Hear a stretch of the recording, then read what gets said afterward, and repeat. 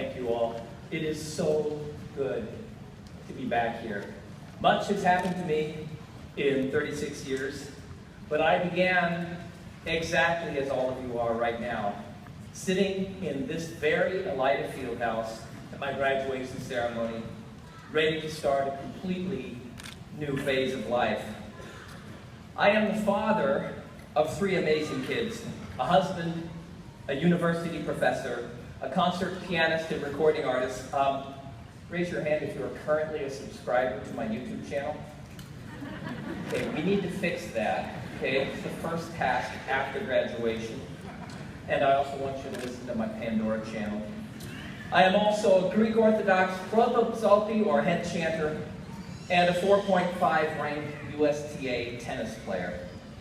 I've been teaching college students for over 25 years now, and I consider myself also a mentor, a life coach, if you will. And like my role as a father, I feel that it's my job to teach both my kids and my students what is real and what is fake. Recently, one of my students rather jokingly asked me, "What is the meaning of life?" And I quickly responded, "To live according to one's nature."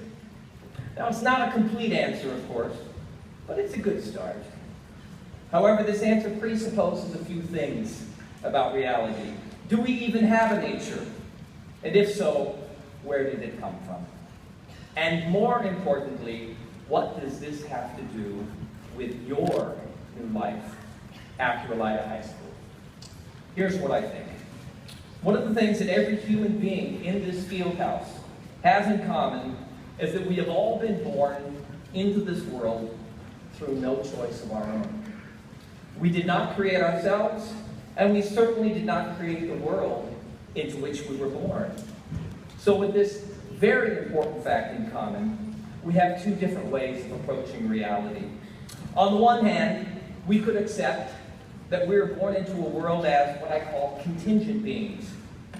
We're born with inherent connections and interrelationships to the world and those around us. Our lives are not completely our own. We have responsibilities, people we belong to. And since we did not create this world, this view usually affirms the existence of a loving creator who desires this connection, this communion. This world is filled with mystery, beauty, wonder, where all of creation is seen as sacred icons pointing to the reality of divine love. Our ultimate happiness and fulfillment is in living according to our nature, given to us by our Creator. But we could choose a completely opposite approach. We consider ourselves autonomous centers of consciousness. Can you repeat that? Autonomous centers of consciousness. And we create the world and choose our commitments based primarily on our own choices and our self-interest. Our bodies are not a gift, but rather our possession. We own our bodies and can do with them whatever we choose.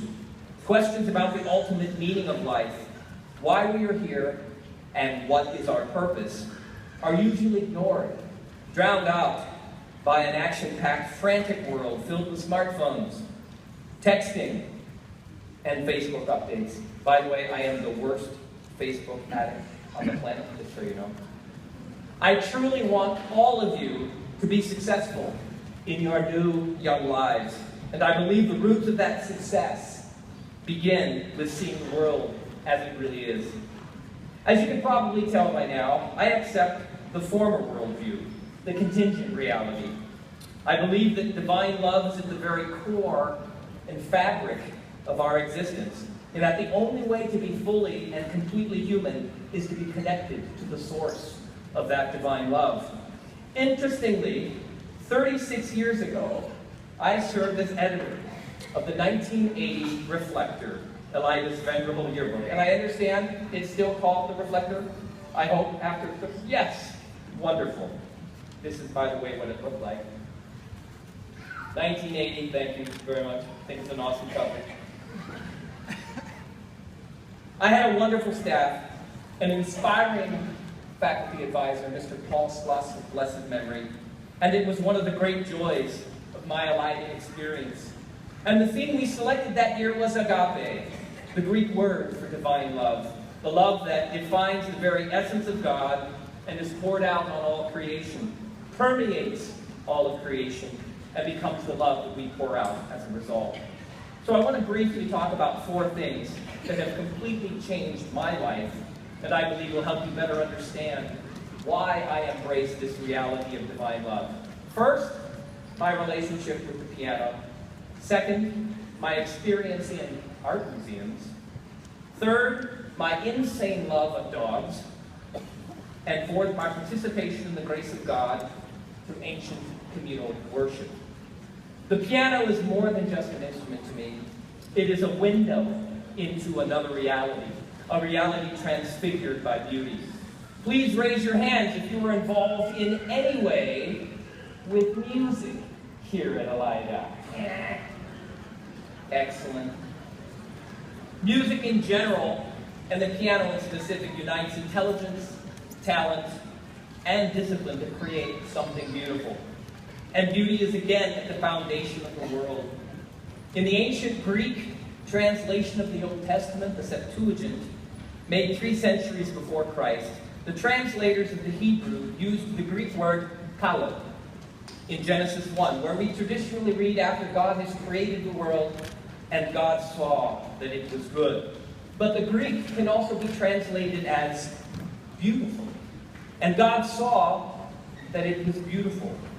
Beauty, like love, is in the DNA of the cosmos. So my work with music and the piano affirms and allows me to participate in the reality of divine love. My daughter Hannah graduated from college last weekend in Chicago. And during our celebratory trip, my wife and I went to the Chicago Museum of Art. What I find so important about trips to art museums is that artists have the ability to see the world in ways we could never imagine. I was mesmerized by Picasso's Cubist portrait of one of his friends. Picasso saw his friend's features in this unique Cubist style and created a work of beauty that forced us to rethink how we see and understand human beauty. This wonderful stretching process enriches one's world tremendously and affirms our dependence on artists to give us fresh ways of thinking about the world. Many of you will get important jobs in business and be required to think outside of the box to solve problems that nobody else can solve. And being exposed to these other ways of viewing reality allows this to happen. And now on to dogs. How many love dogs? Yeah, they're pretty important to me too. I've had an important relationship with dogs ever since I was a young boy. Our dogs are an icon, an image, if you will, of agape, divine love that is all forgiving and completely unconditional. And rather than just reading or hearing about love, your relationship with your pet allows you to experience and participate in divine love. And this, I believe, is our highest calling, to actively participate in a life of love. In my life as a concert pianist, I traveled the world extensively, and I've stayed at monasteries around the world, my favorites being in Serbia, Greece, and in the Holy Land. These monasteries all have one thing in common: the presence of animals. They are probably the most powerful and visceral proof that love permeates all of creation and even transcends species. And finally, the greatest affirmation of divine love comes in what I receive in the context of my worshiping community. I am the head chanter of Annunciation Greek Orthodox Church, the oldest of Christian traditions. It celebrates divine love through participation in rituals that are 2,000 years old. The culmination of this ancient worship is in receiving of Holy Communion, a most powerful gift of God's grace and a participation in His divine sacrifice of love. As I told you, raise your hand if you're a musician. Okay, I'm going to need your help because I'd like to sing one of the communion hymns that I sing every Sunday. And what I need is choir members, raise your hand. Okay? I just simply need you all to hold a pitch that I'm going to give you. Can you handle that? And you have to stay completely solid. In fact, the entire audience can participate in this. I'm going to chant a hymn from Psalm 116, the cup of salvation. Are we ready? Here's your pitch. Oh, let me hear it. Keep it going, louder. Oh,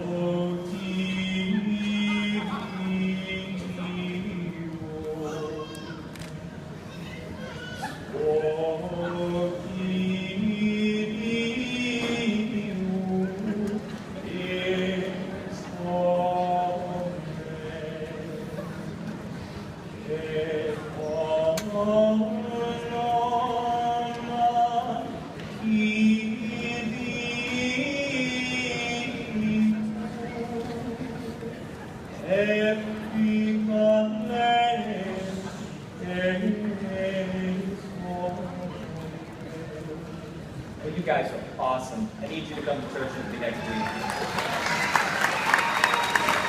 So, these beautiful ancient hymns, and again, the text there was, I will receive the cup of salvation and call upon the name of the Lord. These are nothing that I created, but rather it's my entrance into an ancient community of love. There I am fully actuated and fully fulfilled as a human being, acting according to my nature, a nature of love and sacrifice. So I ended my salutatorian address 36 years ago with a quote from the famous love chapter of 1 Corinthians 13. But I inserted the word success for love, or agape. Success is patient. Success is kind. Success is not envious or boastful. My topic is about the true meaning of success. And back then I said there cannot be success without love.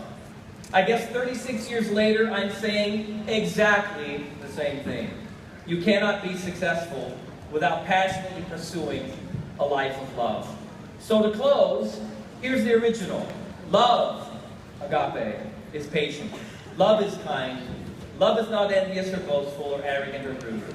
It does not insist on its own way. It is not irritable or resentful. It does not rejoice in wrongdoing, but rejoices in the truth. It bears all things, believes all things, hopes all things, endures all things. So as you leave today, as graduates of Elida High, embrace this true reality. Accept the connections and responsibilities you've been given. Passionately pursue a life of love and sacrifice. It's all in our nature. Thank you.